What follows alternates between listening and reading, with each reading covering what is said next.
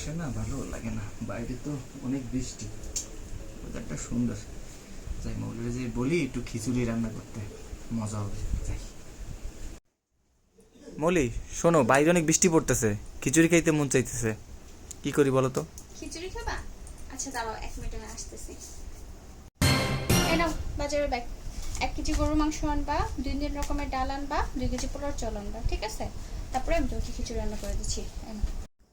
ওরে বাপ রে বাপ, চাল ডাল মাংস, প্রায় কত কিছুর মামলা। দরকার নেই বাবা, শুয়ে থাকি, আমি ঘুমাই ঘুমাই, আমার খিচুড়ির দরকার নেই।